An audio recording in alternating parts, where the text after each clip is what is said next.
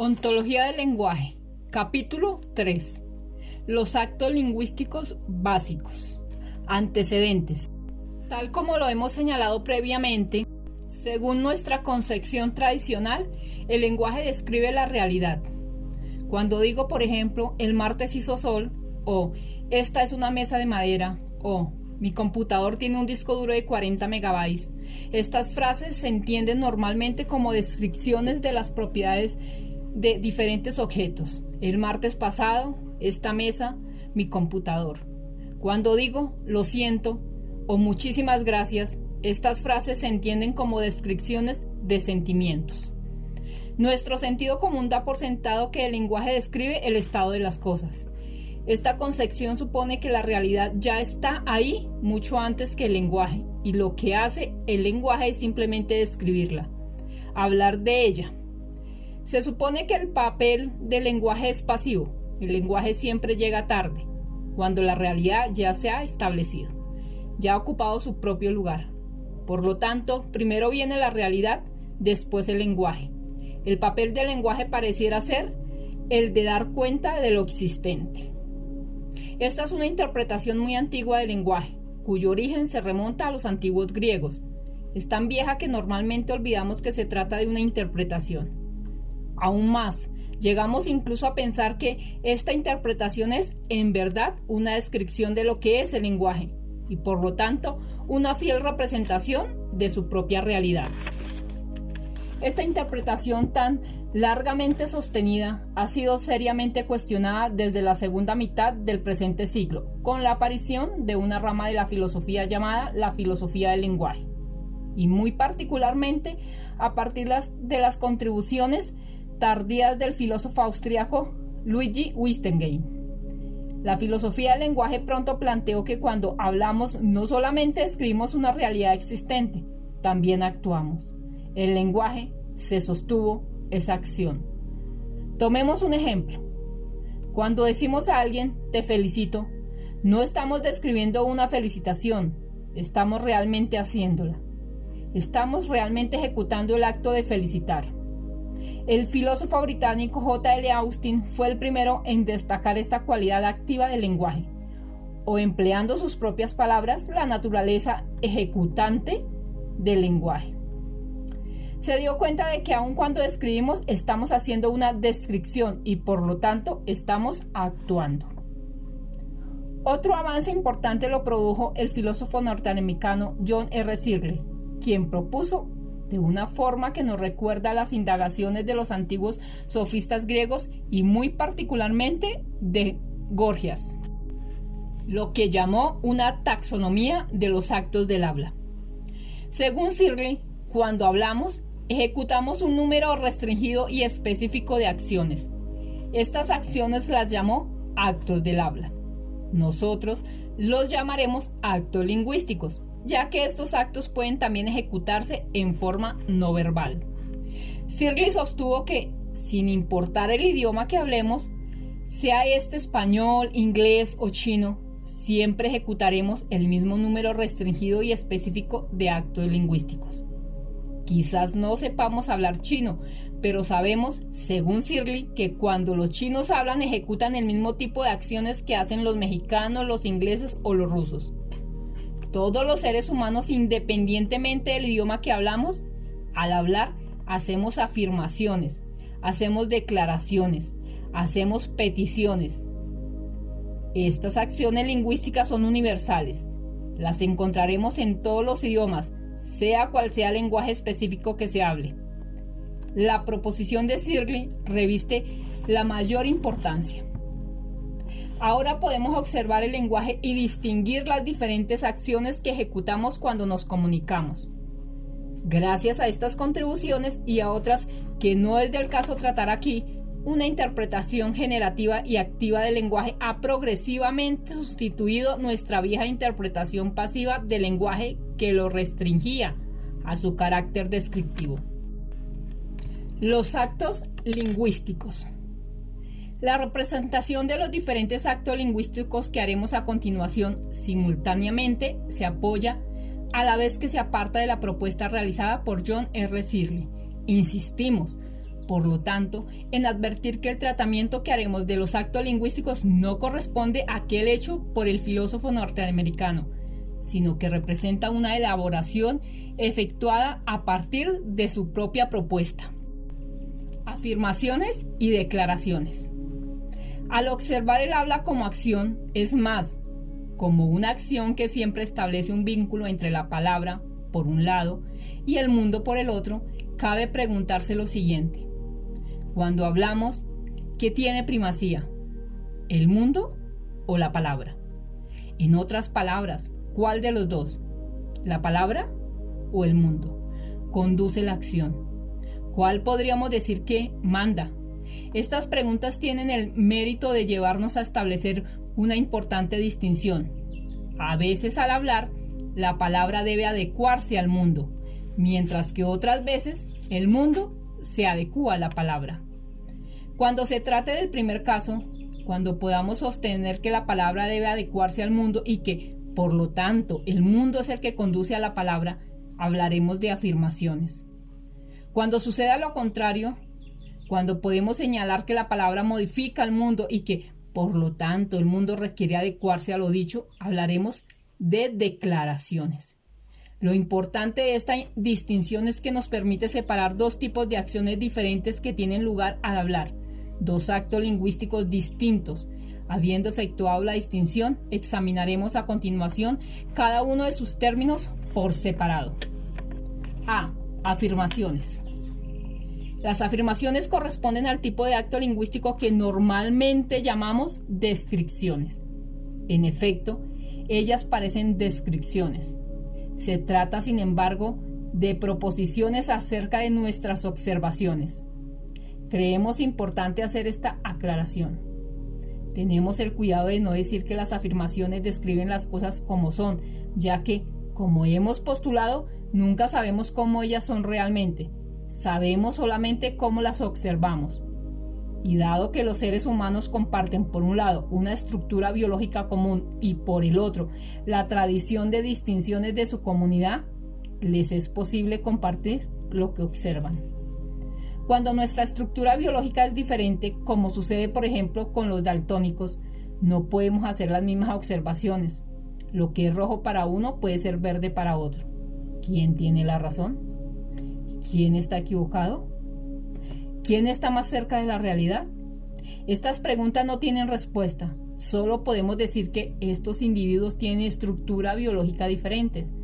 El rojo y el verde solo tienen sentido desde el punto de vista de nuestra capacidad sensorial como especie para distinguir colores. Las distinciones entre el rojo y el verde solo nos hablan de nuestra capacidad de reacción ante el medio externo. No nos hablan de la realidad externa misma. Los seres humanos observamos según las distinciones que poseamos. Sin la distinción mesa, no puedo observar una mesa. Puedo ver diferencias en color, forma, textura, etc., pero no una mesa. Los esquimales pueden observar más distinciones de blanco que nosotros. La diferencia que tenemos con ellos no es biológica. Nuestras tradiciones de distinciones son diferentes. Por lo tanto, la pregunta ¿cuántos tonos de blanco hay realmente allí? Solo tiene sentido en el contexto de una determinada tradición de distinciones. De manera similar no podemos hablar de martes, Madrid y Sol, sin las distinciones martes, Madrid y Sol. Alguien que no tenga estas distinciones no puede afirmar: hizo sol el martes pasado en Madrid. ¿Quién tiene razón? ¿Quién está equivocado? ¿Quién está más cerca de la realidad? ¿La persona que tiene las distinciones o la persona que no las tiene? Estas preguntas solo tienen sentido para las personas que comparten el mismo conjunto de distinciones. Desde este punto de vista es válido decir que vivimos en un mundo lingüístico. Las afirmaciones se hacen siempre dentro de un espacio de distinciones ya establecido. Como los seres humanos podemos compartir lo que observamos, suponemos que esta es la forma como son realmente las cosas. Pensamos que si lo que yo observo pareciera ser lo mismo que observa mi vecino, tendrá que ser que las cosas son como ambos las observamos. Pero esta conclusión es obviamente discutible. Aunque mi vecino y yo compartamos las mismas observaciones, no podemos decir que observamos las cosas como realmente son. Solamente podemos concluir que compartimos las mismas observaciones, que observamos lo mismo, nada más. La única descripción que hacemos es la nuestra observación, no la descripción de la realidad. Sin embargo, basándose en esta capacidad común de observación, los seres humanos pueden distinguir entre afirmaciones verdaderas o falsas. Esta es una de las distinciones más importantes que podemos deducir cuando tratamos con afirmaciones. Es necesario advertir, sin embargo, que la distinción entre lo verdadero y lo falso solo tiene sentido al interior de un determinado espacio de distinciones y, por lo tanto, solo bajo condiciones sociales e históricas determinadas. Ella no alude a la verdad en cuanto a aprehensión del ser de las cosas. La distinción entre lo verdadero y lo falso es una convención social que hace posible la coexistencia en comunidad. Una afirmación verdadera es una proposición para la cual podemos proporcionar un testigo. Un testigo es un miembro cualquiera de nuestra comunidad, con quienes compartimos las mismas distinciones, que por estar en el mismo lugar en este momento puede coincidir con nuestras observaciones. Al decir hizo sol el martes pasado en Madrid, llamaremos verdadera a esta afirmación si podemos demostrar que alguien con quien tenemos distinciones comunes, habiendo estado allí el martes pasado, compartió lo que observamos. Las afirmaciones no solo pueden ser verdaderas, pueden también ser falsas. Una afirmación falsa es una proposición sujeta a confirmación, pero que cualquier testigo, cualquier persona que hubiese estado allá en esa ocasión, podrá refutar. El acto lingüístico de decir llovió el martes pasado en Ciudad de México es una afirmación, a pesar de que este hecho pueda ser refutado por otros que hayan estado allá ese día. Si es refutado, va a seguir siendo una afirmación, pero falsa. No todas las afirmaciones, sin embargo, pueden ser separadas en la práctica en verdaderas o falsas. Algunas veces no se pueden confirmar por no existir las condiciones necesarias para su corroboración. Los pronósticos del tiempo constituyen buenos ejemplos. Si alguien dice va a llover mañana, hace una afirmación. Se trata de una proposición que está sujeta a confirmación. Sin embargo, tendremos que esperar hasta mañana para determinar si esa afirmación es verdadera o falsa. En el intertanto, su calidad va a ser de indecisa. Por regla general, las afirmaciones acerca del futuro tienen la calidad de indecisas. Cuando hacemos afirmaciones acerca del pasado, puede ocurrir algo similar. Si decimos, por ejemplo, nevó en Bariloche el 10 de abril de 1415, esta es una afirmación. Teóricamente puede ser corroborada. Es más, se sigue tratando de un tipo de proposición en la que la palabra debe adecuarse al mundo y por lo tanto se trata de una afirmación. En la práctica, sin embargo, no vamos a encontrar a nadie que haya estado presente allá en ese momento y no existen registros con observaciones de testigos. La calidad de esta afirmación, si verdadera o falsa, también permanecerá indecisa. Cada vez que ejecutamos un acto lingüístico, adquirimos un compromiso y debemos aceptar la responsabilidad social de lo que decimos. El hablar nunca es un acto inocente.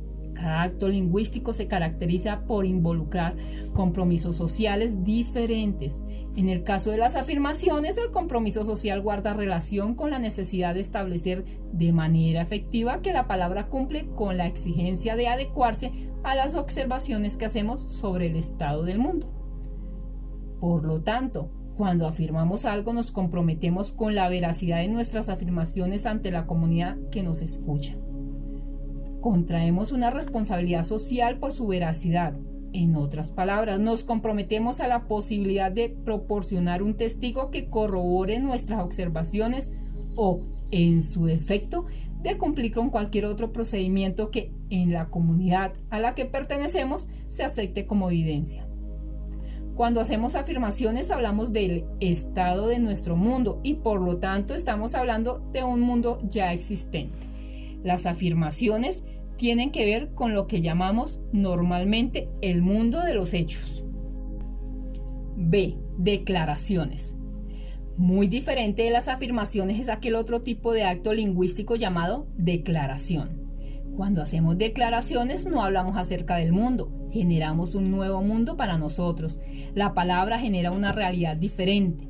Después de haberse dicho lo que se dijo, el mundo ya no es el mismo de antes. Este fue transformado por el poder de la palabra. Tomemos un clásico ejemplo histórico. Cuando un grupo de personas se reunió en Filadelfia en julio de 1776 y asumiendo la representación de las 13 colonias inglesas en Norteamérica, dieron a conocer al mundo un texto que comenzaba diciendo: cuando en el curso de los acontecimientos humanos llega a ser necesario para un pueblo el disolver los vínculos políticos que lo conectaran con otro. Ellos no estaban hablando sobre lo que se sucedía en el mundo en esos momentos. Estaban creando un nuevo mundo. Un mundo que no existía antes de realizarse la Declaración de Independencia de los Estados Unidos de Norteamérica. Las declaraciones no solo suceden en momentos muy especiales de la historia, las encontramos en todas partes a lo largo de nuestra vida. Cuando el juez dice inocente, cuando el árbitro dice fuera, cuando el oficial dice los declaro marido y mujer, cuando decimos en nuestra casa es hora de cenar, cuando alguien crea una compañía nueva, cuando un jefe contrata o despide a alguien, cuando un profesor dice aprobado, cuando una madre dice a su niño ahora puedes ver televisión. En todas estas situaciones están haciendo declaraciones. Y en todos estos casos el mundo es diferente después de la declaración. La acción de hacer una declaración genera una nueva realidad. En cada uno de estos casos la palabra transforma al mundo. Una vez que una declaración fue hecha, las cosas dejan de ser como eran antes. En cada una de estas instancias el mundo se rearticula en función del poder de la palabra. Cada una de ellas es un ejemplo de la capacidad generativa del lenguaje. Se trata de situaciones concretas en las que podemos reconocer las limitaciones de nuestra concepción tradicional que concibe al lenguaje como un instrumento fundamentalmente pasivo. Las declaraciones nos acercan a lo que comúnmente asociamos con el poder de los dioses. Son la expresión más clara del poder de la palabra, de que aquello que se dice se transforma en realidad, que la realidad se transforma siguiendo la voluntad de quien habla. No es extraño, por lo tanto, constatar cómo en nuestra tradición judeocristiana se sostiene que en el inicio solo existía la palabra y que fue precisamente la palabra, como nos lo relata el Génesis, la que crea el mundo, y a través de sucesivas declaraciones. Hágase la luz, declaró Dios, y la luz se hizo. Las declaraciones no están relacionadas con nuestras capacidades compartidas de observación, como acontecía con las afirmaciones. Estas están relacionadas con el poder. Solo generamos un mundo diferente a través de nuestras declaraciones, si tenemos la capacidad de hacerlas cumplir. Esta capacidad puede provenir de la fuerza o habernos sido otorgada como autoridad. La fuerza nos obliga a inclinarnos ante una declaración y acatarla porque queremos evitar el riesgo de desintegración. La autoridad es el poder que nosotros o la comunidad otorga a ciertas personas para hacer declaraciones válidas. Ambas, la fuerza y la autoridad, son expresiones de poder. Volvamos a nuestro primer ejemplo, la Declaración de Independencia de los Estados Unidos. Cuando los ingleses supieron de ella, evidentemente no la aceptaron de inmediato. Para ellos, esa no era una declaración válida, sino un acto de arrogancia de algunos de los súbditos de la corona. Y así se lo hizo saber el rey Jorge III. Sin embargo, como la historia ha demostrado, los ingleses no tuvieron suficiente poder para oponerse a esa declaración y, al final, tuvieron que aceptarla. Esta declaración tuvo vigencia porque aquellos que la hicieron tuvieron el poder de asegurar su cumplimiento y validez. El caso de un oficial que celebra un matrimonio es diferente. En este caso hemos otorgado a un funcionario la autoridad para hacer la declaración. Si alguien sin autoridad dijera, los declaro marido y mujer, no tomaríamos en serio lo que esa persona dice. El mundo no cambiaría después de esa declaración. Sin embargo, el mundo no permanece el mismo de antes. No para la pareja que se está casando ni para la comunidad en la cual se efectúa el matrimonio, cuando la declaración es hecha por un oficial investido de la autoridad para hacerla. Las declaraciones no son verdaderas o falsas. como lo eran las afirmaciones. Ellas son válidas o inválidas según el poder de la persona que las hace. Esta es una distinción fundamental cuando nos ocupamos de las declaraciones. Una declaración implica una clase diferente de compromiso de las afirmaciones. Cuando declaramos algo, nos comprometemos a comportarnos consistentemente con la nueva realidad que hemos declarado. El oficial que celebró la ceremonia, por ejemplo, no puede decir más tarde que realmente no quería decir lo que declaró, sin sufrir las consecuencias de un actuar inconsistente. Cuando hacemos una declaración, también nos comprometemos por la validez de nuestra declaración. Esto significa que sostenemos tener la autoridad para hacer tal declaración y que ella fue hecha de acuerdo a normas socialmente aceptadas. La autoridad está generalmente limitada a normas sociales específicas. La persona a quien se le otorgó autoridad para hacer una determinada declaración debe comúnmente cumplir con ciertos requisitos para poder hacerla. Un jurado, por ejemplo, tiene la autoridad para declarar un veredicto de inocencia, pero para hacerlo debe cumplir con normas sociales claramente establecidas. C. Algunas declaraciones fundamentales en la vida. Hemos dicho que para hacer determinadas declaraciones es necesario tener la debida autoridad. Sin que tal autoridad haya sido concedida, estas declaraciones no tienen validez y por lo tanto no tienen tampoco eficacia. Sin embargo, hay un vasto rango de declaraciones que no requieren de una concesión social de autoridad, sino que están asociadas a la propia dignidad de la persona humana.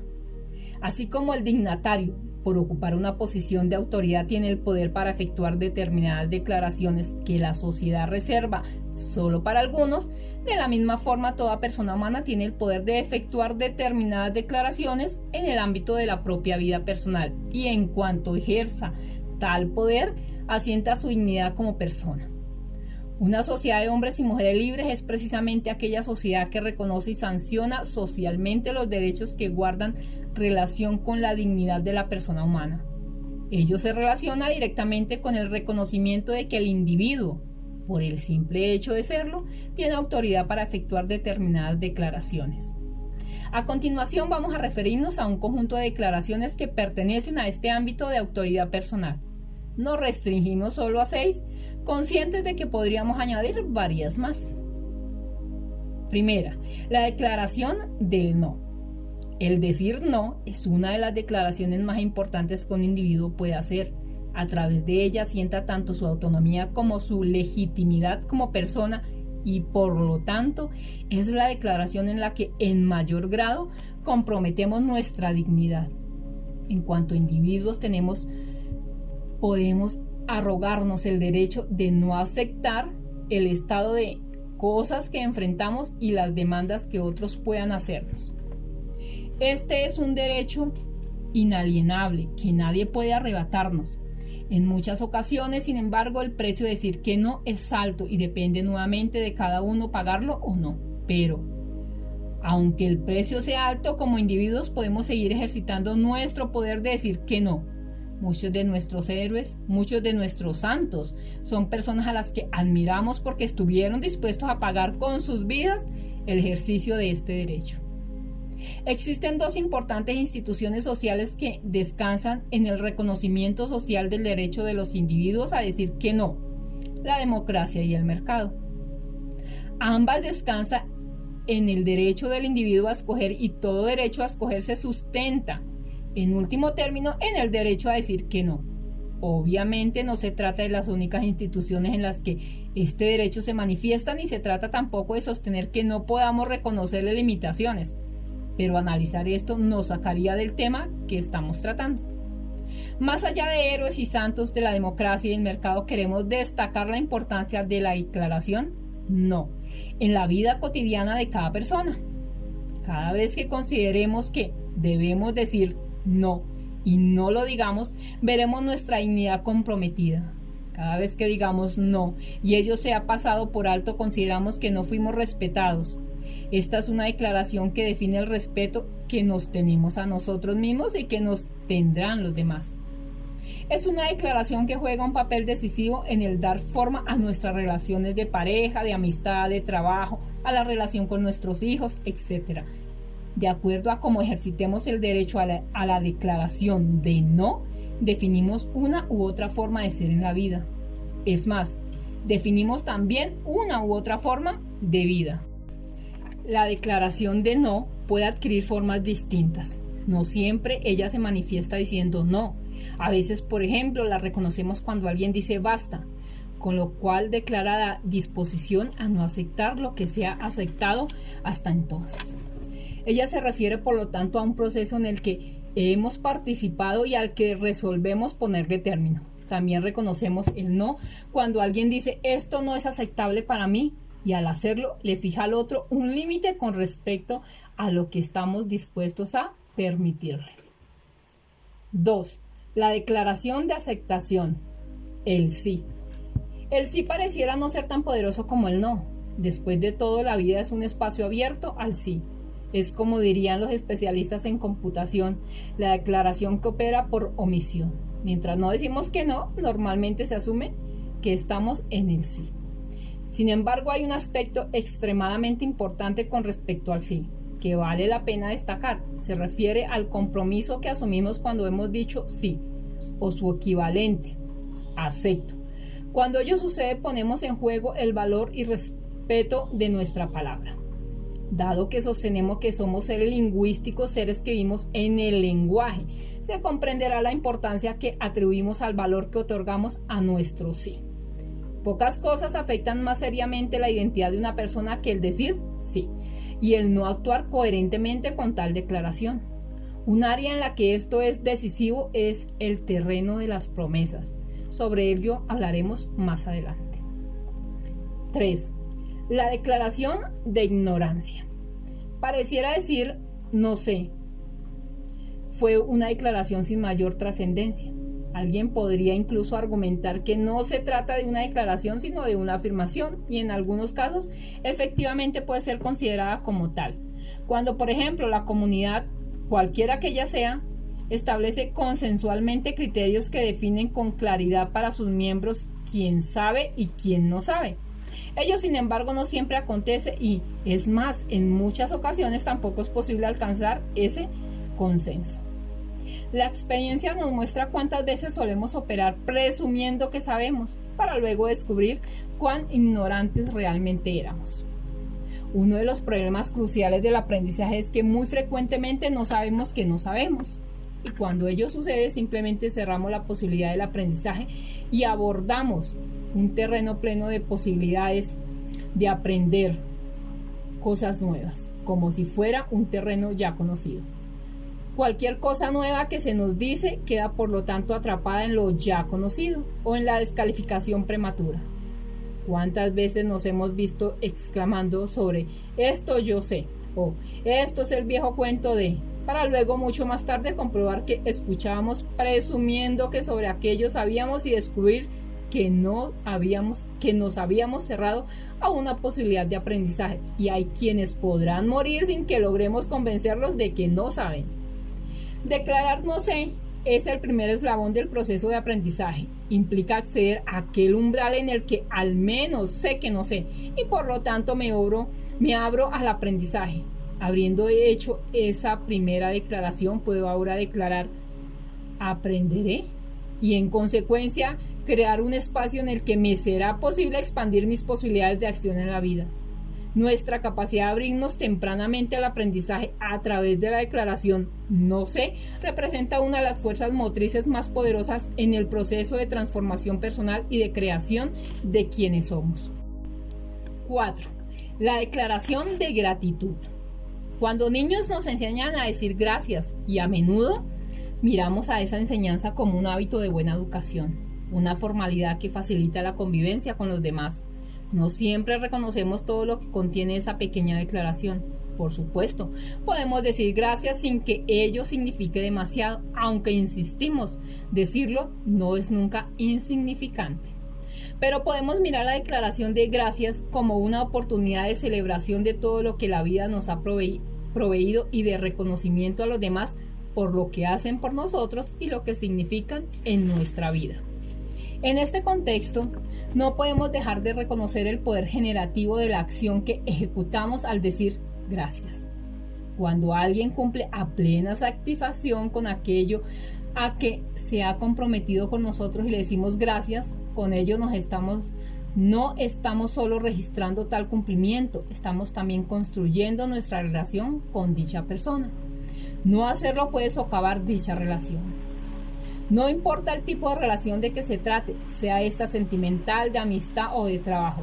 Agradecer a quien cumple con nosotros o a quien hace suya nuestras inquietudes y actúa en consecuencia nos permite hacernos cargo del otro y dirigirnos a su propia inquietud de ser reconocido en lo que hace y de recibir nuestro aprecio por la atención de que fuimos beneficiados. Por no agradecer podemos generar resentimiento y quien se esmeró en servirnos, en estar cerca nuestro, termina diciendo y no dijo ni gracias. Es muy posible que en el futuro no volvamos a contar, si puede evitarlo, con su ayuda. Pero no solo las personas, la vida misma es motivo de gratitud y celebración por todo lo que nos provee. Decirle gracias a la vida, como lo hace por ejemplo la bella canción de Violeta Parra, es un acto fundamental de generación de sentido, de reconciliación con nuestra existencia, pasado, presente y futuro. No nos puede extrañar, por lo tanto, que algunas sociedades tengan como una de sus principales actividades la celebración de un día de acción de gracias. Al declarar nuestra gratitud, no solo asumimos una postura frente a los otros y frente a la vida. Al hacerlo, participamos en la generación de nuestras relaciones con ellos y en la de la propia construcción de nuestra vida. La declaración del perdón. Bajo este acápite incluimos 3 actos declarativos diferentes, todos ellos asociados al fenómeno del perdón, así como destacamos previamente la importancia de la aclaración de gracias, debemos ahora examinar su reverso. Cuando no cumplimos con aquello a que nos hemos comprometido o cuando nuestras acciones, sin que nos lo propusiéramos, hacen daño a otros, nos cabe asumir responsabilidad por ello. La forma como normalmente lo hacemos es diciendo perdón. Esta es una declaración. En español, sin embargo, el acto declarativo del perdón solemos expresarlo frecuentemente en forma de petición. Decimos, te pido perdón o te pido disculpas. Con ello hacemos depender la declaración perdón que hace quien asume responsabilidad por aquellas acciones que lesionaron al otro, del acto declarativo que hace el lesionado al decir te perdono. Ambos actos son extraordinariamente importantes y nos parece necesario no subsumir el primero en el segundo. Lo importante de mantenerlos separados es que nos permite reconocer la eficacia del decir perdón con independencia de la respuesta que se obtenga del otro. En otras palabras, lo que estamos señalando es que la responsabilidad que nos cabe sobre nuestras propias acciones no la podemos hacer depender de las acciones de otros. El perdón del otro no nos exime de nuestra responsabilidad. El haber dicho perdón, aunque el otro no nos perdonara, tiene de por sí una importancia mayor y el mundo que construimos es distinto, independientemente del decir del otro, según lo hayamos o no declarado. Obviamente, en muchas oportunidades el declarar perdón puede ser insuficiente como forma de hacernos responsables de las consecuencias de nuestras acciones. Muchas veces, además del perdón, tenemos que asumir la responsabilidad en reparar el daño hecho o en compensar al otro. Pero ello no disminuye la importancia de declaración del perdón. El segundo acto declarativo asociado con el perdón es, como lo anticipáramos, te perdono. Los perdono, simplemente perdono. Este acto es obviamente muy diferente del decir perdón. A él vamos a referirnos también cuando abordemos el tema del resentimiento. Sin embargo, permítasenos hacer algunos alcances al respecto. Cuando alguien no cumple con lo que nos prometiera o se comporta con nosotros de una manera que contraviene las que consideramos que son legítimas expectativas, muy posiblemente nos sentiremos afectados por lo acontecido. Más todavía si luego de lo sucedido la persona responsable no se hace cargo de las consecuencias de su actuar o de su omisión. Posiblemente con toda legitimidad sentiremos que hemos sido víctimas de una injusticia. Y al pensar así, justificaremos nuestro resentimiento con el otro, sobre todo en la medida en que nosotros nos hemos colocado del lado del bien y hemos puesto al otro del lado del mal. Por lo tanto, consideramos que tenemos todo el derecho a estar resentidos. De lo que posiblemente no nos percatemos, sin embargo, es que al caer en el resentimiento, nos hemos puesto en una posición de dependencia con respecto a quien hacemos responsable. Este puede perfectamente haberse desentendido de lo que hizo. Sin embargo, nuestro resentimiento nos va a seguir atando como esclavos a ese otro. Nuestro resentimiento va a carcomer nuestra paz, nuestro bienestar, va probablemente a terminar tiñendo el conjunto de nuestra vida. El resentimiento nos hace esclavos de quien culpamos y por lo tanto socava no solo nuestra felicidad, sino también nuestra libertad como personas. Nietzsche ha sido el gran filósofo del tema del resentimiento. Cuando habla de él lo asocia con la imagen de la tarántula. El resentimiento, nos dice Nietzsche, es la emoción del esclavo, pero cuidado, no se trata de que los esclavos sean necesariamente personas resentidas. Muchas veces no lo son, como nos lo demuestra el ejemplo del Epicteto. Se trata de que quien vive en el resentimiento vive en esclavitud, una esclavitud que podrá ser legal o política, pero que será sin lugar a dudas una esclavitud del alma. Perdonar no es un acto de gracia para quien nos hizo daño, aunque puede también serlo.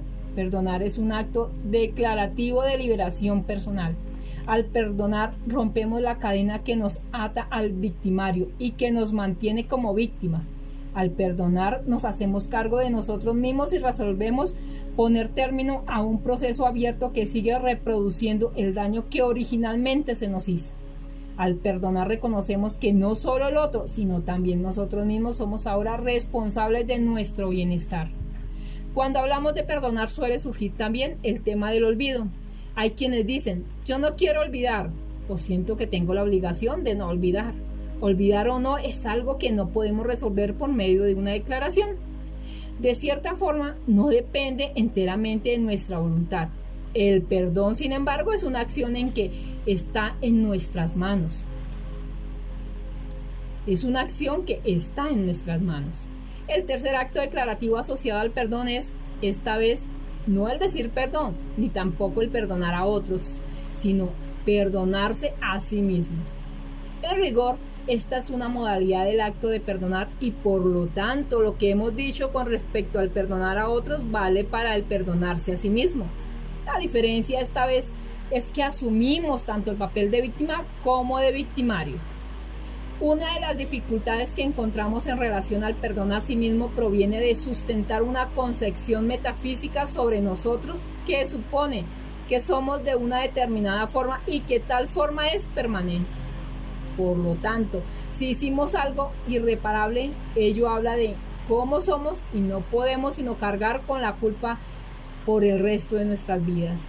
Esta interpretación no da lugar al reconocimiento de que en el pasado actuamos desde condiciones diferentes de aquellas en que nos encontramos en el presente, sin que ello nos permita eludir la responsabilidad por nuestras acciones y nos evite actuar para hacernos cargo de lo que hicimos. Tal postura no reconoce que el haber hecho lo que entonces hicimos y el recriminarnos por las consecuencias de tales acciones de por sí nos transforma, y aquel que se recrimina suele ser ya alguien muy diferente de aquel que realizar aquello que lamentamos.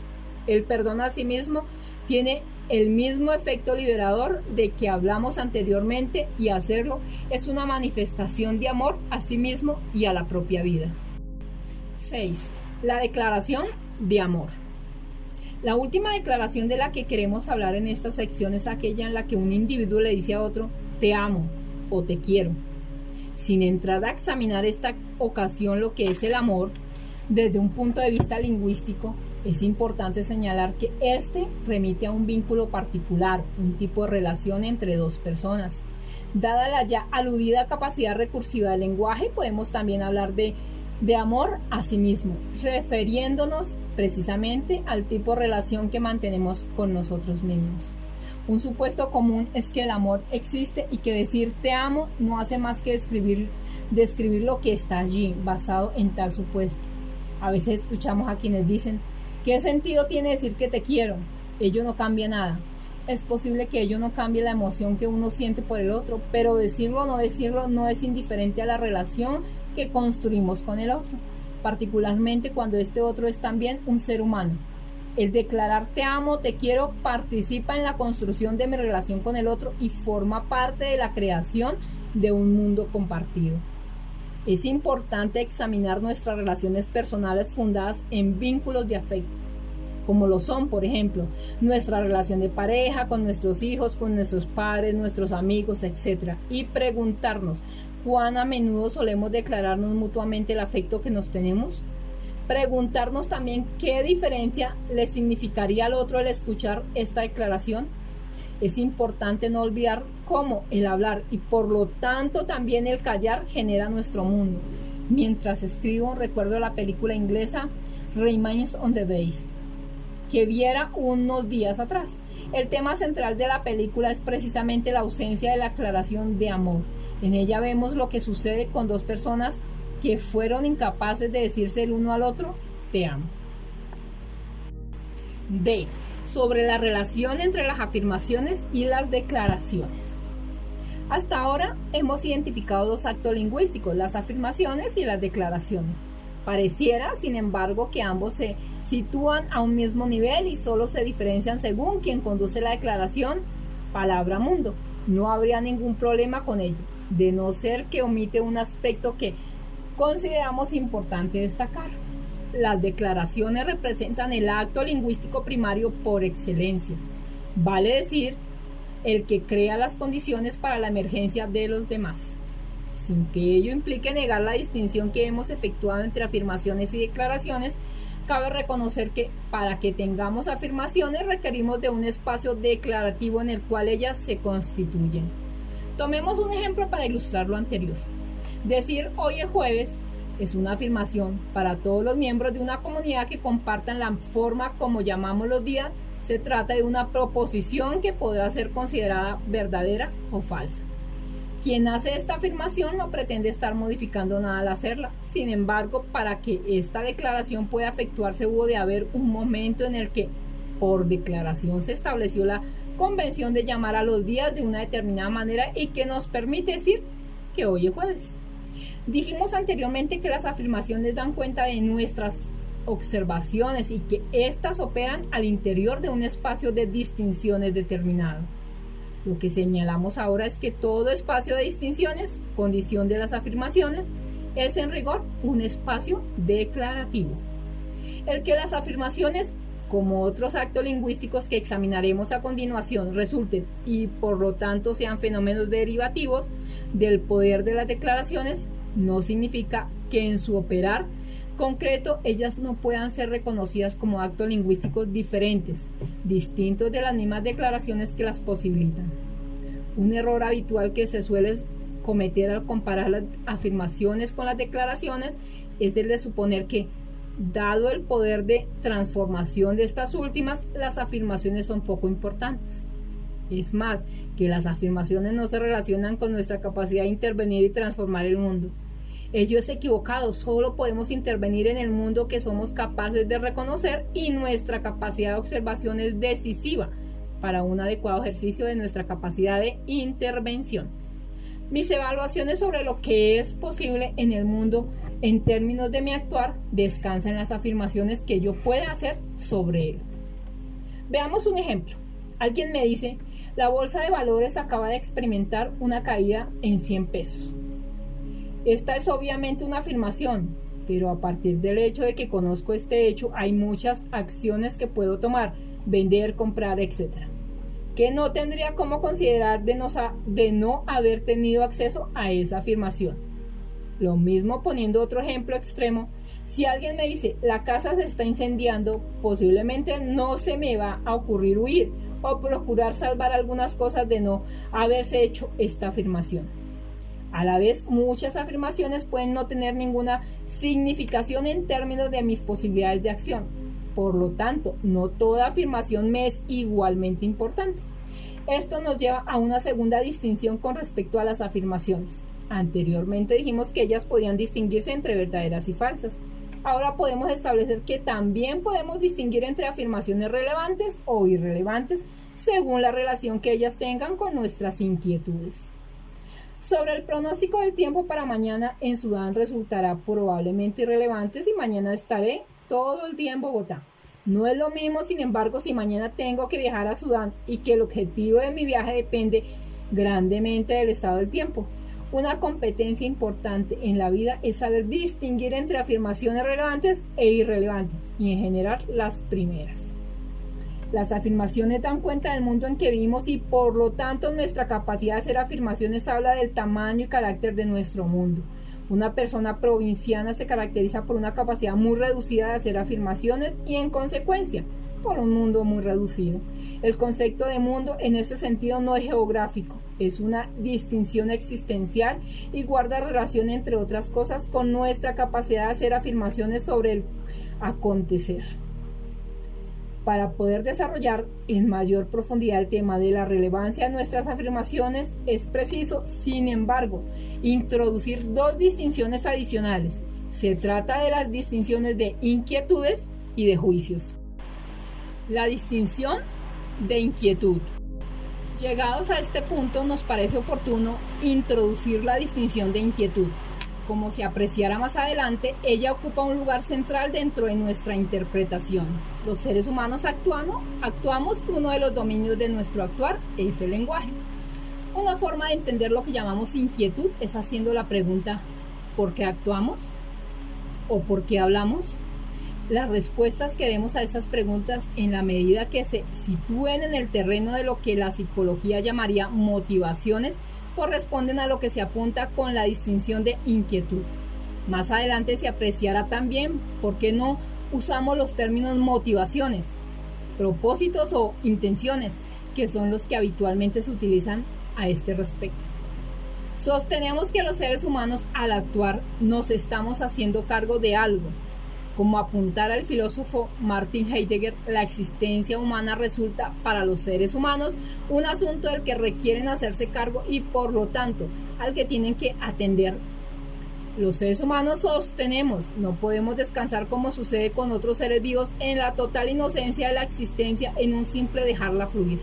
A nosotros los seres humanos la existencia nos desafía y para mantenerla debemos a menudo tomar posición con respecto a ella y en razón de ello nos vemos muchas veces compelidos a modificar el curso espontáneo de los acontecimientos. Esto último lo hacemos mediante la acción, por lo tanto concebimos la acción como una dimensión exclusiva de la existencia humana. Solo en un sentido figurativo y radicalmente diferente podemos hablar de acción en relación a otros seres vivos o a los elementos y fuerzas de la naturaleza. Esta condición de desgarramiento existencial propia de los seres humanos es interpretada por la tradición judeocristiana como expresión de una caída que surge del castigo de Dios frente al pecado original. Los seres humanos pagan el atrevimiento de haber querido participar en el proceso de creación. Ello está simbolizado en haber cedido a la tentación de comer del árbol del bien y del mal, el árbol de los valores y en último término aquel que alimenta el sentido de la vida. Al haber comido del árbol del bien y del mal, los seres humanos pierden la inocencia como condición de su existencia. Este desgarramiento propio de la existencia humana se expresa por lo tanto a un nivel todavía más profundo que el de la acción cotidiana, aquel que nos lleva a preocuparnos de nuestra alimentación, abrigo y otras necesidades de este tipo. Como parte esencial de hacernos cargo y atender a nuestra existencia está también el imperativo de conferirle sentido. Los seres humanos requerimos del sentido de la vida como condición de nuestra existencia. Esta pareciera ser la otra cara del poder que tenemos de participar en el proceso de nuestra propia creación. Cuando no somos capaces de conferirle sentido a la vida, dado que somos seres actuantes, tenemos la opción de terminar con ella. El suicidio, como lo señalara Albert Camus, pareciera ser un fenómeno típicamente humano. Todo lo anterior solo es concebible por cuanto los seres humanos somos seres lingüísticos. No habría forma de dar cuenta de esta dimensión de hacernos cargo y atender a nuestra existencia, ni del imperativo ontológico de conferirle sentido a la vida. Si no fuésemos seres seres que vivimos en el lenguaje y el lenguaje humano no tuviese la capacidad de su propia recursividad. Tampoco podríamos hablar de la acción humana de la manera como lo hacemos, sino en cuanto somos seres lingüísticos. De cuanto acabamos de decir, nos parece que lo más significativo es lo siguiente: los seres humanos actuamos como forma de atender a nuestra existencia. La distinción de inquietud surge en consecuencia respondiendo a esta necesidad de señalar de que se hace cargo una determinada acción, o como dijéramos anteriormente, de la respuesta a la pregunta ¿por qué actuamos? La distinción de inquietud presupone, por lo tanto, que existe un algo que nos lleva a actuar, a intervenir en el curso de los acontecimientos y a no dejarlos fluir de manera espontánea. Ella expresa el supuesto de una cierta insatisfacción, de un cierto desasosiego, de una determinada preocupación, todo lo cual llamamos inquietud, que nos incita a actuar o a ocuparnos en el hacer. Con la distinción de inquietud, en consecuencia, se está postulando que las acciones no se justifican por sí mismas, sino en cuanto se hacen cargo de algo. El sentido de la acción humana obliga a trascender el propio dominio de la acción y a buscar raíces existenciales más profundas. Quisiéramos hacer algunos alcances finales antes de cerrar esta sección. La respuesta a la pregunta ¿por qué actuamos? Y por lo tanto aquello que designemos como inquietud será siempre motivo de interpretación. En rigor, nunca sabemos por qué actuamos como lo hacemos, aunque sospechemos que ciertas interpretaciones nos pueden llevar a actuar de una forma y no de otra. La distinción de inquietud no nos proporciona un punto de apoyo sólido desde el cual la acción adquiera sentido. Desde la interpretación que estamos proponiendo, tenemos que acostumbrarnos a que no encontraremos ningún punto de apoyo sólido. Cada vez que creamos encontrar uno, descubriremos que se nos disuelve. Ello significa que tampoco podemos conferirle prioridad a la inquietud con respecto a la acción. Este ha sido uno de los grandes errores del racionalismo, que supuso que la razón antecede a la acción, aunque tal razón muchas veces se nos escape. Desde nuestra perspectiva decimos que si bien aceptamos que determinadas interpretaciones conducen a determinadas acciones, no es menos efectivo sostenemos que las acciones también generan las interpretaciones capaces de conferirle sentido. La relación entre acción e inquietud puede establecerse en ambas direcciones. Vivimos en mundos interpretativos. La danza de las promesas sobre peticiones y ofertas. Las promesas son actos lingüísticos diferentes de las afirmaciones o las declaraciones, aunque ellas también, como las afirmaciones, funcionan dentro de un espacio declarativo.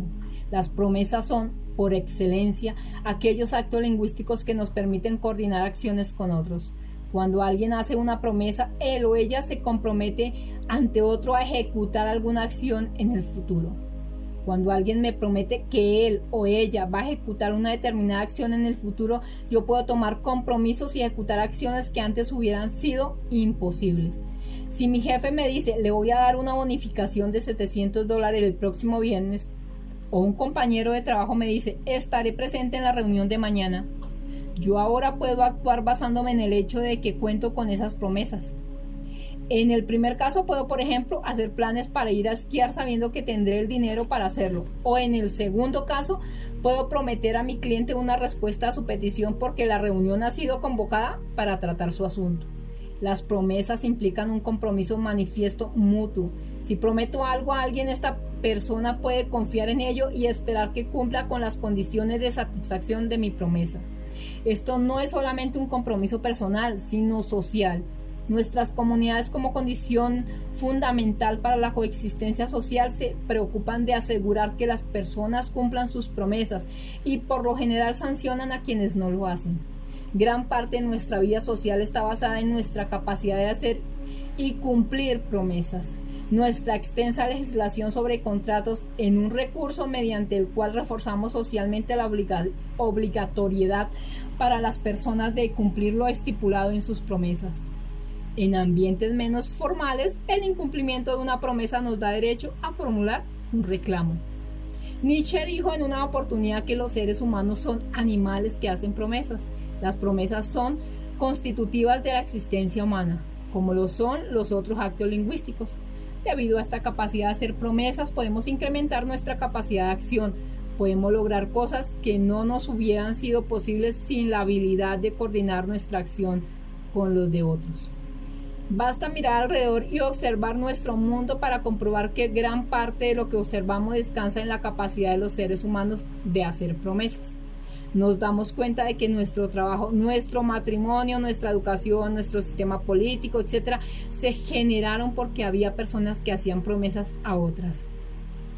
El acto de hacer una promesa comprende 4 elementos fundamentales: un orador, un oyente, una acción a llevarse a cabo, esto es, algunas condiciones de satisfacción, y un factor de tiempo. Un análisis más detallado de las promesas, sin embargo, nos mostrará que se necesitan además otros elementos. No vamos a ocuparnos de ellos en esta ocasión. Es interesante observar que cuando hacemos una promesa, en realidad hay dos procesos diferentes involucrados: el proceso de hacer la promesa y el proceso de cumplirla. La promesa como un todo requiere de ambos. El primer proceso, el de hacer una promesa, es estrictamente comunicativo y por tanto lingüístico. El segundo proceso, el de cumplir la promesa, puede ser comunicativo o no serlo. Veamos algunos ejemplos. Es fácil aceptar que el hacer promesa es algo que realizamos en una danza comunicativa con otro o incluso con nosotros mismos. Si mi promesa, por ejemplo, consiste en que tengo que darle saludos a alguien, el proceso de cumplimiento de la promesa será también comunicativo. Si la promesa, por el contrario, es entregarle un paquete a alguien, en su cumplimiento habrá sin duda algo más que acciones comunicativas. Se requerirá de la acción física de hacer entrega del paquete. Ambos procesos, sin embargo, tienen sus respectivos puntos de cierre, y la promesa como un todo se termina cuando se cierra el proceso de cumplimiento. Es importante no perder esto de vista. Estos dos procesos suelen llevarse a cabo en diferentes periodos de tiempo. El proceso de cumplimiento generalmente empieza una vez que la promesa ha sido hecha. Sin embargo, la promesa como un todo se completa cuando se ha completado su cumplimiento. Las promesas, como dijimos, son acciones lingüísticas que nos permiten coordinar acciones mutuamente. Para que esto suceda es necesario tanto al hacer la promesa como al cumplirla que ambas partes lleguen a un acuerdo sobre lo que se está prometiendo. Las promesas siempre involucran una conversación entre al menos 2 personas. Esto las convierte en un tipo de acto lingüístico muy especial. Un individuo puede hacer una afirmación o una declaración en el contexto de una conversación privada consigo mismo. Aun cuando nos decimos prometo comenzar los ejercicios el viernes, siempre podemos convenir esa promesa en una declaración del tipo voy a comenzar los ejercicios el viernes. En nuestras conversaciones interiores, las aparentes promesas siempre pueden convertirse en declaraciones. No podemos distinguir unas de otras. Para hacer la distinción de una promesa decimos que necesitamos otra persona que se compromete con nosotros, o bien que nosotros nos comprometemos con ella a realizar una acción. Cuando hacemos una afirmación o una declaración, suponemos la existencia de alguien que escucha. Incluso en nuestras conversaciones privadas actuamos simultáneamente como el que habla y el que escucha. Si al conversar con otra persona hacemos una afirmación o una declaración, el otro desempeña un papel esperado en la danza conversacional tan solo escuchando. En la danza lingüística de las promesas se espera de ese otro más que meramente escuchar. Se espera de ambos integrantes de la conversación que su acción vaya más allá del solo hecho de escuchar. Por lo tanto, para hacer una promesa se requiere que al menos 2 personas estén actuando juntas en una conversación. La promesa no es un solo acto lingüístico, involucra 2 acciones lingüísticas, 2 movimientos lingüísticos diferentes. Estas 2 acciones lingüísticas pueden ser o bien la acción de ofrecer una promesa y la de aceptarla, o alternativamente, la acción de pedir una promesa y la de aceptarla. Estas son las 2 maneras fundamentales de ejecutar la danza de las promesas. Tomemos ahora el primer proceso involucrado, el proceso de hacer una promesa, y dejemos en suspenso el proceso de cumplimiento. Este primer proceso no se completa cuando la promesa es ofrecida por el orador, sino cuando es aceptada por el oyente. Si alguien dice, prometo hacerte una visita mañana, esa persona no ha hecho ninguna promesa todavía. Él o ella simplemente ha ofrecido una. La otra persona puede muy bien responder, lo siento, mañana no estaré en casa. Si esto sucede, todavía no se ha hecho ninguna promesa. En este ejemplo, ambas partes no estuvieron de acuerdo en hacer la promesa. Una promesa es como una villa, necesita de dos lados para cerrarse. Lo mismo pasa con el segundo proceso, aquel relacionado con el cumplimiento de una promesa. Este tampoco se cierra cuando quien prometió considera que ha cumplido con las condiciones de satisfacción que fueron estipuladas al hacerse la promesa. Si un mozo trae un postre y le dice al cliente, aquí está el pastel de moras que usted ordenó, esto no basta para completar lo prometido. Es solo cuando el cliente examina las condiciones de satisfacción de la promesa, el pastel de moras, y las acepta como aquellas acordadas, que el cumplimiento de la promesa se completa. Esto pasa normalmente cuando el cliente recibe el plato y dice gracias, lo que equivale a una declaración de aceptación. El cumplimiento de una promesa, por lo tanto, solo se completa cuando se cumple con las condiciones de satisfacción y nuevamente cuando el oyente declara su satisfacción. Antes que eso sucede, es una promesa pendiente, esperando el momento en el cual las condiciones de satisfacción serán cumplidas. Como para hacer promesas se necesita del consentimiento mutuo entre las partes. Para llegar a ese consentimiento podemos proceder a través de dos acciones diferentes. Ambas son movimientos iniciales de un orador hacia la obtención de un acuerdo mutuo con su oyente y así poder concretar una promesa. Estas dos acciones son peticiones y ofertas. No podemos hacer promesas sin peticiones u ofertas y ambas son acciones de apertura hacia la concreción de una promesa. La petición y la oferta difieren porque sitúan en personas distintas la inquietud de la que se hará cargo la acción que está involucrada en el eventual cumplimiento de la promesa, de concretarse esta. De la misma forma, la persona se hará cargo del cumplimiento de la promesa será diferente. Cuando el proceso de hacer una promesa se inicia con una petición, entendemos que la acción pedida, de ser esta aceptada, será ejecutada por el oyente para satisfacer una inquietud del orador. Sin embargo, cuando este mismo proceso se inicia con una oferta, entendemos que la acción ofrecida, de ser esta aceptada, compromete al orador y que ella se hace cargo de una eventual inquietud del oyente. Recalcando, podemos decir, por lo tanto, que la acción de hacer una promesa implica dos movimientos lingüísticos, una petición u oferta más una declaración de aceptación comúnmente hecha por otra persona. Las peticiones, como hemos señalado, son movimientos lingüísticos para obtener una promesa del oyente. Una petición puede ser rehusada y si esto sucede, no se ha hecho promesa. Una petición supone una aceptación anticipada de la promesa requerida. La declaración de aceptación a una petición completa la acción de hacer la promesa. Si alguien dice, ¿puedes darme una menta? Y el oyente responde, sí, por supuesto, toma una. No esperamos que la primera persona diga, no, gracias. Si las condiciones de satisfacción del que pide son claras y si el aceptante accede a otorgarlas, la declaración de aceptación de la promesa queda implícitamente acordada, como una condición de consistencia comprendida en la petición. Este es uno de los compromisos que contraemos cuando formulamos una petición. Las preguntas son un tipo de petición. En ella las condiciones de satisfacción son otro acto lingüístico que se hace cargo de una inquietud de la persona que formula la pregunta. Si yo pregunto a alguien, ¿hace calor afuera? Y esa persona responde, sí. La respuesta incluye tanto la aceptación de la petición como la satisfacción inmediata de las condiciones de satisfacción requeridas. Las ofertas son promesas condicionales que dependen de la declaración de aceptación del oyente. Cuando hacemos una oferta, aún no hemos prometido nada. Al igual que con las peticiones, las ofertas también pueden ser rehusadas. Y si esto sucede, no se ha concretado una promesa. Sin embargo, si son aceptadas las promesas, requiere cumplirse. La aceptación del compromiso de ejecutar la acción ofrecida se da por hecha como parte de la consistencia de la oferta. Si decimos, te puedo ofrecer un trago, y la otra parte dice, de acuerdo, gracias, no podemos decir, sin ser inconsistentes, no te la daré. Si esto sucede, el oyente puede legítimamente hacer un reclamo.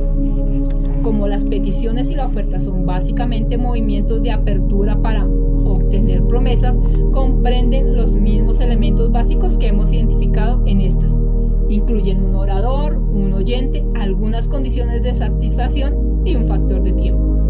Dada la importancia que tienen las promesas en nuestras vidas, es conveniente detenernos a examinar cuán competentes somos en hacerlas y en identificar el tipo de problemas con los que nos solemos encontrar. Los 4 elementos señalados nos permiten referirnos a los 4 problemas más importantes.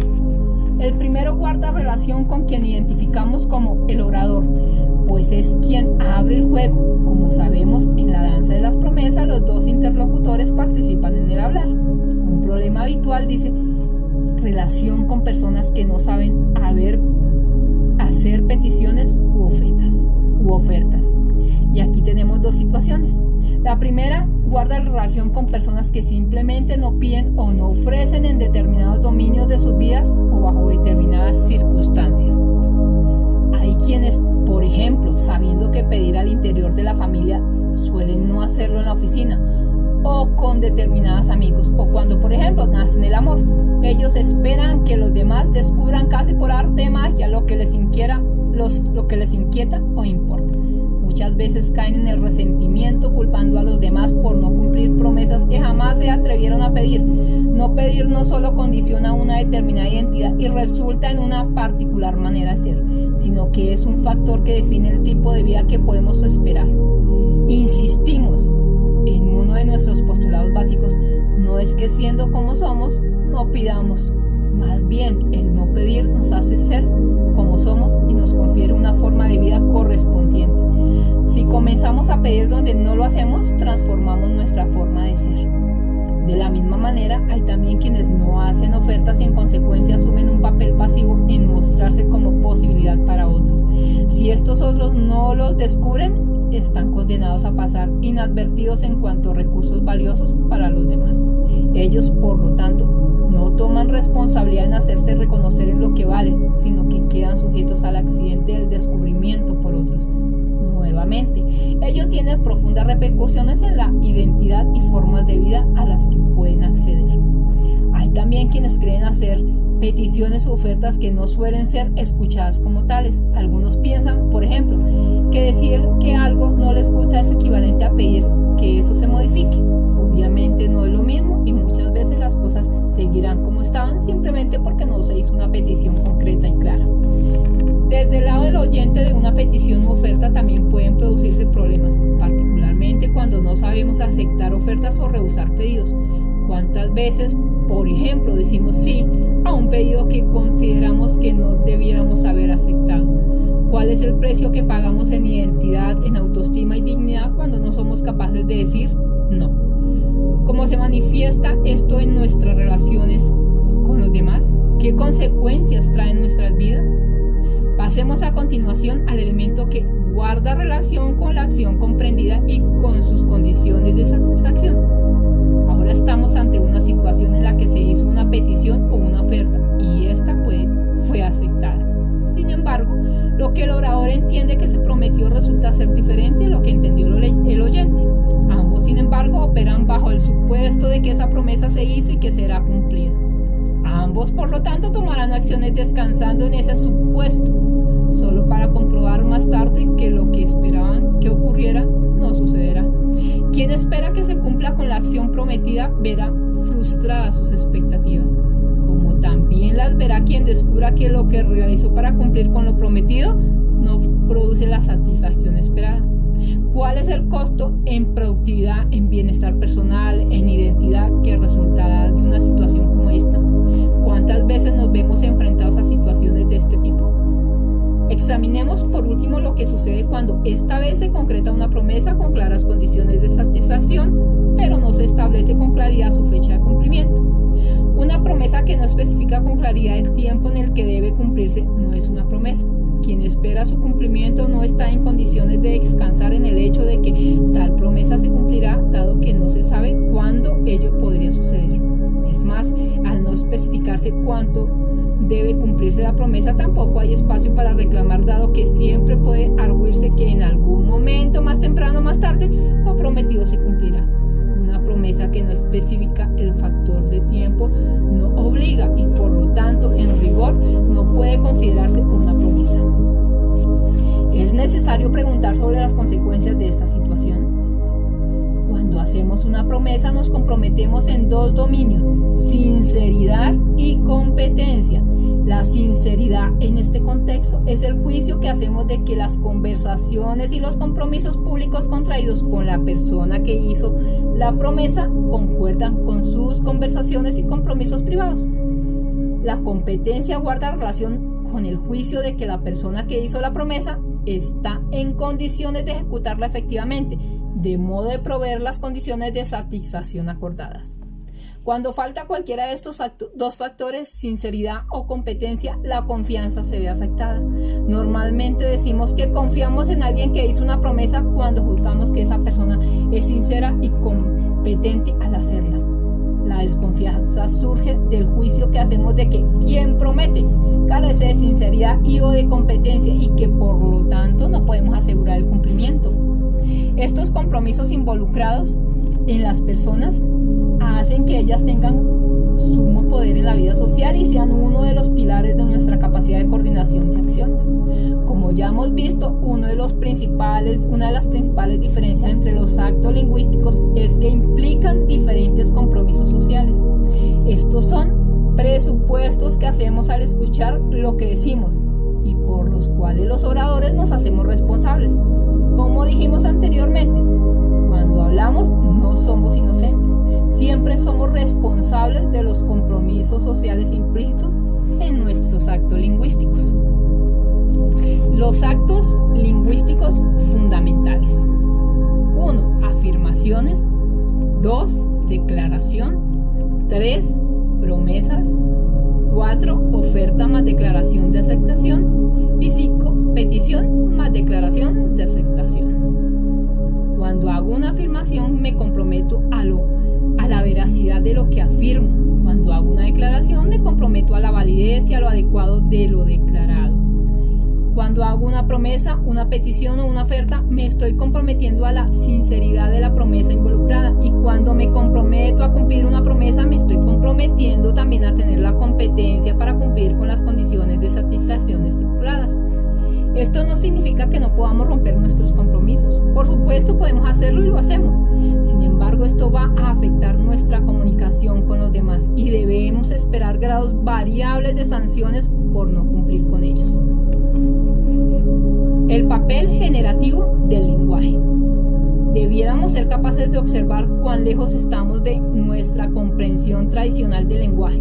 La concepción del lenguaje como descriptivo y pasivo ha sido sustituida por una interpretación diferente, que ve al lenguaje como acción y en tanto tal como una fuerza poderosa que genera nuestro mundo humano. Tal como lo señaláramos previamente en nuestra concepción tradicional, la realidad venía primero y luego el lenguaje.